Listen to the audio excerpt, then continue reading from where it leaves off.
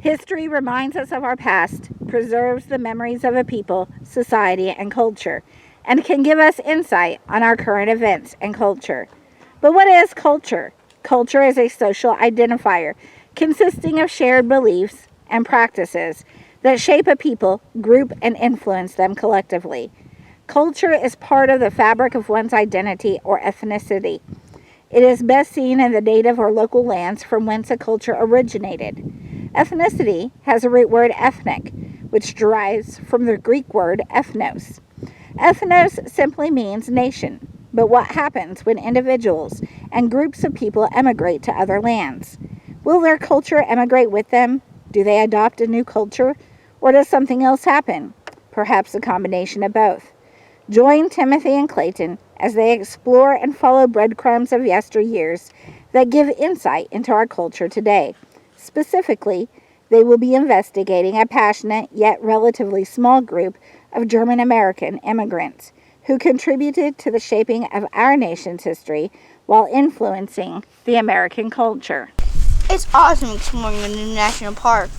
Hey, hadn't Mom been telling us about a group of German immigrants of 49ers?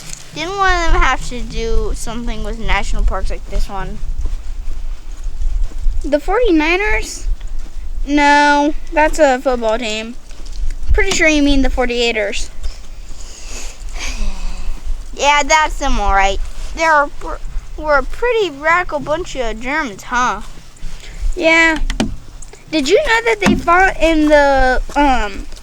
they fought for things like women's rights, free labor laws, and anti-slavery?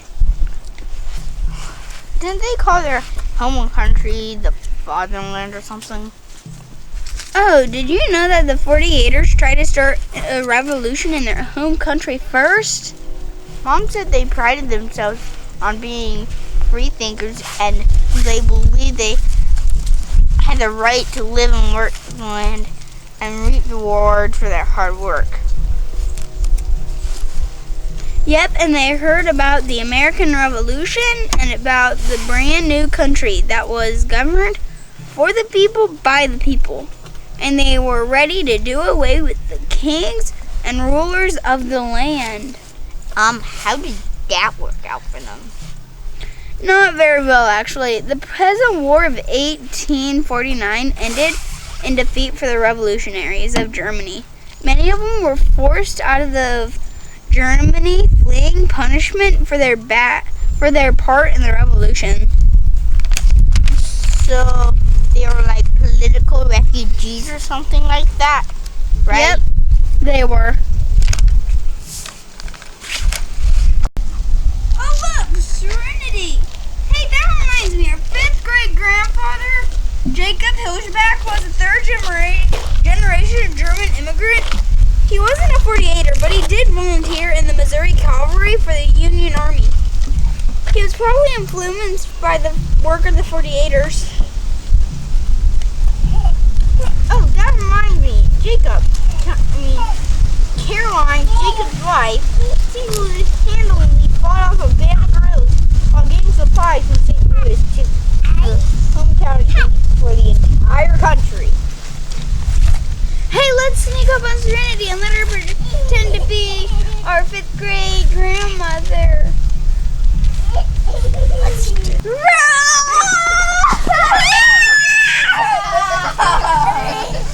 I'm gonna get you.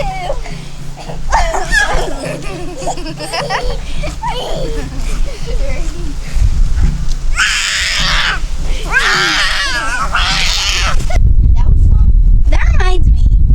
You know one of the famous 48ers was an abolitionist? What's an abolitionist? An abolitionist is a person who speaks out against slavery.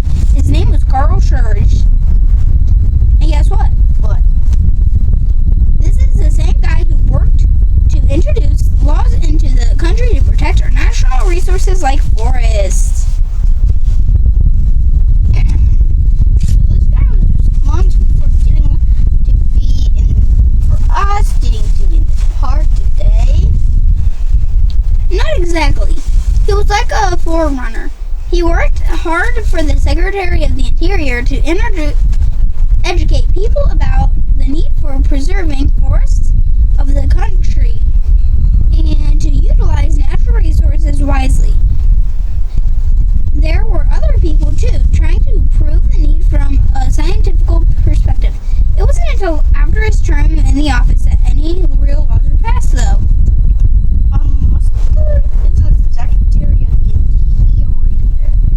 The Secretary of the Interior is a seriously important political assignment that is assigned by the President, and the person in the position is responsible for managing the national resources. Back then, the position also did a lot of work regulating Rio of Indian Affairs, and Carl Schurz actually worked hard to get rid of the compulsion and misuse of the resources for the Indians out of that office.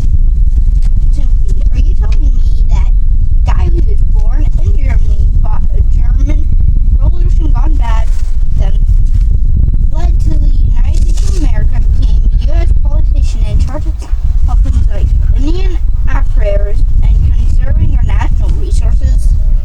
Oh yeah, that's why Mom thinks this guy is important to our national history. She says he lived in the American dream before the term was ever invented. What is an American dream? The American dream is the belief that anyone, regardless of their circumstances that they were born into, can attain their vision of success in society, that we as Americans are socially where upward mobility is possible for anyone. I think you've been listening to Mom do her homework too much. Didn't you go to college? Not exactly. Carl was a tenacious and persevered through the hardships. He left school, went home, worked really hard. He was able to pay his dad's bills and get him out of prison. After he got him out of prison and nursed him back to health, his dad was able to go to work again. What about his mom? Why didn't she work? Well, back then, there were not a lot of working opportunities for women to really earn money. The money that men earned. That's why Carl had to leave school to help out after his dad started working again. Carl saved the money, returned to school, and managed to pass the exams so that he could enter the University of Bonn. He spent a lot of time focusing on writing his early studies, but soon something else was going to spark his interest and ignite his passion. Oh, brother, tell me it wasn't a girl.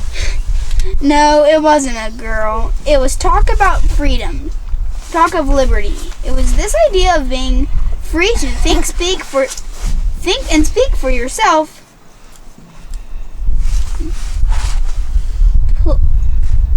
The ideals of freedom of speech, freedom of press, and freedom of political assembly. Before long, it was 1848, and full-out war had broken out. They called it the Peasants' War, but it was the German Revolutionary War of 1848. By now, Carl was a young man, and he had a good friend named Ginkel. The man took up arms and fought with the motto, God, Liberty, Fatherland. That sounds familiar. I know, right? Anyway, the two friends got trapped in this old castle. They held up for weeks until finally they couldn't hold out any longer. Carl escaped through the sewer system under the castle into a neighboring country. Wait. Dad! Oh, gross. The toilet system. Oh my god. Just no. Yep, that's exactly how it happened. But his friends didn't make it out. What was Carl to do? Tell me. Please tell me you didn't have to go back. No. He disguised himself and snuck back into Germany. Then he planned a jailbreak and busted his friend out of prison. Together they escaped to London. That's where he met the girl and got married.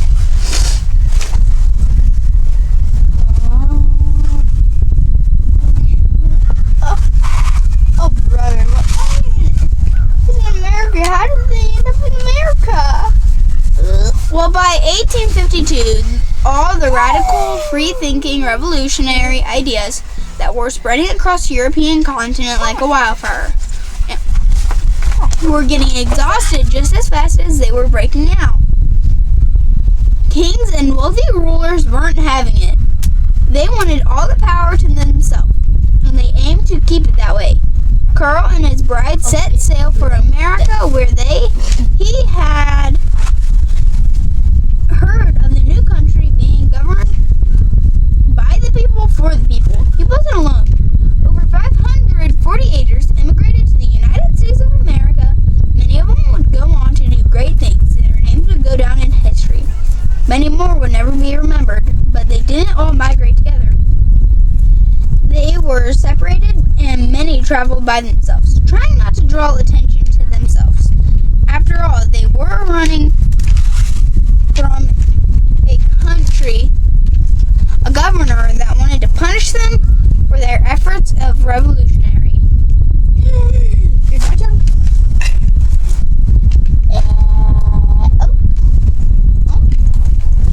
So then what? How did this guy become big?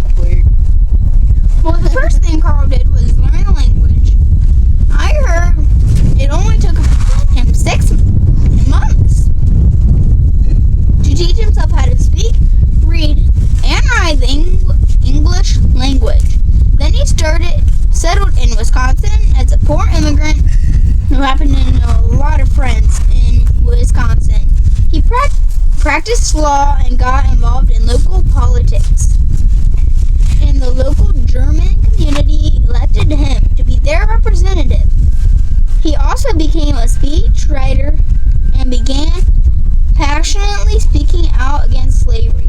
That's how he met Abraham Lincoln and worked for Lincoln and helped him become the president. In return for his service, Lincoln made him minister to Spain. Being loyal to a minister like mom is minister. Not exactly. The word minister is also used in many countries for governor officials. But this time in Spain, he didn't last long. Civil war was breaking out, and Carl believed that as an able-bodied man, he should be serving his country on the battlefield. So this guy was in the Civil War like our 5th great-grandfather? Yep, and because of his education and experience in the German Revolutionary, he was appointed Brigadier General by Abraham Lincoln. By the time the Civil War was over, he had moved his family to Missouri and was a Major General. He lived in the same state as our ancestors. And he even represented our ancestors in the United States House of Representatives as a U.S. Senator. That's when he was appointed to the Secretary of the Interior and left his position and went off and wrote a bunch of books. Wow, just wow. A guy born in another country with practically nothing, worked his way to college, fought in a failed revolution, ran away from that country, ran an outlaw, came to America, taught himself to speak, read, and even write the English language. Abe Lincoln spoke out against slavery, campaigned for mom's favorite president, Abe Lincoln, fought in the Civil War, became the highest ranking government bigwigs in the country. That is just crazy. That's the American dream in a nutshell. The idea is a person is not defined by their circumstances, but by their own merit and hard work in America. You can be anything you want to be if you are willing to put in sacrifice of hard work. The reward is you can change your circumstances. That is one of the ideas the 48ers gave our culture. And it is an idea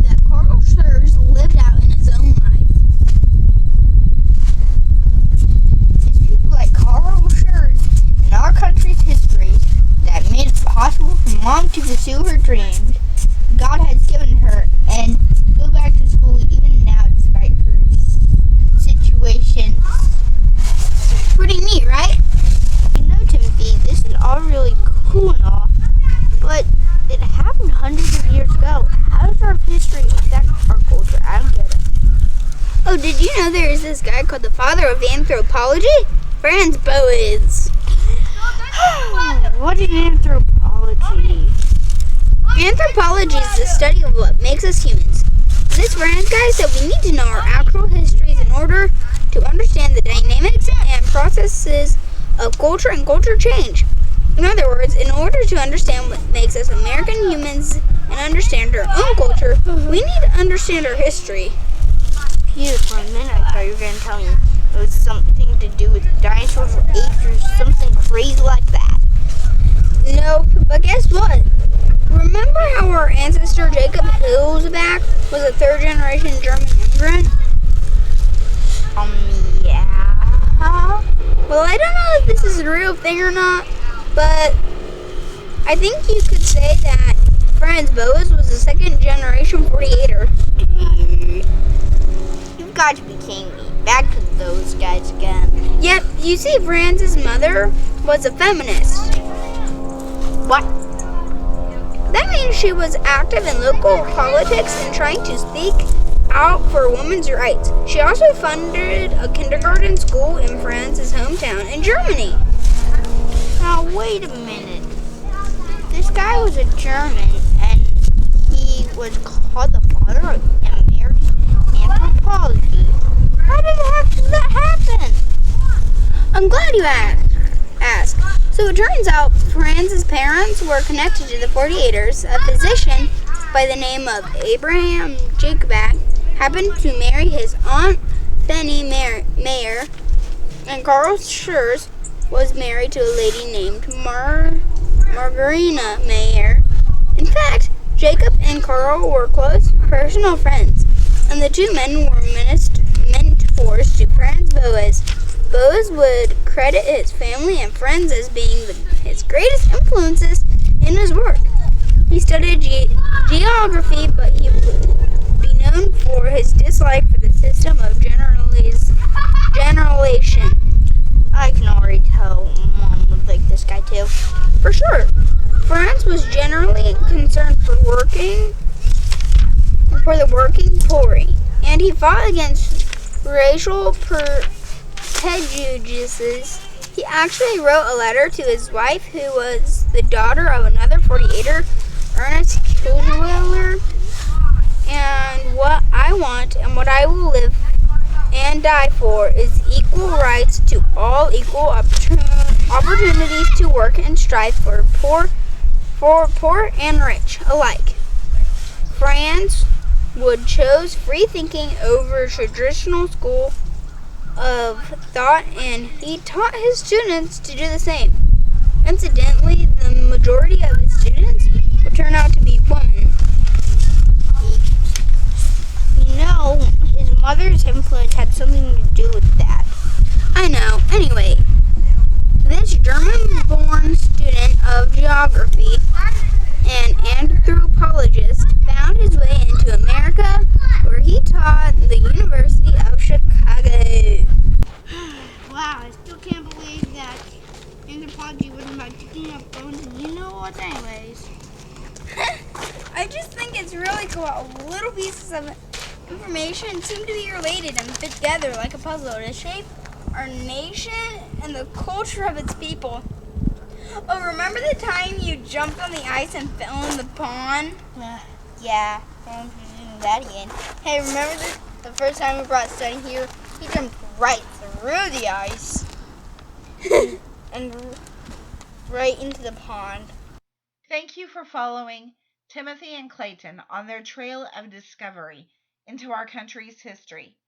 Pop culture today is trying to erase the historic figures of our past because of their shortcomings. It was the heart of this film to bring back to our remembrance some of the good that came from those historical figures. We chose the subject of Karl Schurz because his life really embodied many of the principles and core values of our American culture, and he happened to be a German immigrant whose influence had an impact on another German immigrant that defined American anthropology. We sincerely hope that we were able to present their stories in such a way that inspires you to embark on your own journey of discovery into our nation's historical memories. Not all of them will be pleasant, but don't discard the good with the bad in the process of discovery. One interesting note that the boys did not cover about the 48ers is that they fought against xenophobism, that is, the fear of immigrants. The idea of nativism and that immigrants should not get involved in the political atmosphere was strong in their time period, and they sought to form their own German immigrant political party. It was not their lack of numbers that kept them from achieving this goal. It was their own pride and resistance to compromise that led them astray. You see, the 48ers were unable to come together as one group, agreeing on the important issues and agreeing to disagree on the smaller details. It seems that this propensity has also become a common factor in our American culture today. Can we as a people come together united as one nation in our time of crisis and stand for the greater good of our country? Or will we allow petty differences to cloud our vision and cause us to be a nation divided? Abraham Lincoln reminded us that a house divided cannot stand. Will we heed his wisdom? Or will we follow the paths of other forefathers and insist on our own way, never really making a difference or impacting the change that we want to see? The choice is ours. Part of our American culture is that we pride ourselves on our independence and we pride ourselves on our diversity. It is that very diversity that keeps our culture fluid and free-flowing rather than hard and unyielding. This is to our great advantage because it gives us the freedom to choose. Let us be a people who chooses unity. As for our house, we stand for God, liberty for all, and country. We are inspired by our ancestral heritage and the pioneer spirit that brought them to the New World in the first place. We are proud to be a part of the American ethnicity that embraces diversity, stands for liberty, and rallies against injustices. We do not shy away from our history. We acknowledge the shortcomings and pitfalls of those who have gone before us. But we understand that love covers a multitude of sins, knowing that by the very nature of humanity, no one will ever measure up to the fullness of everyone's expectations. For this reason, we choose to be forgiving of the mistakes of our forefathers, not allowing offense to cause us to forget our history, choosing rather to embrace our ethnic heritage and stand united for our fellow Americans, regardless of race, creed, or color. We welcome those who choose to emigrate into our country in pursuit of the American dream, because that dream was inspired by immigrants who came before them and showed us that in America, the opportunity to rise above your circumstances is there if you are willing to persevere through the hardships to attain it.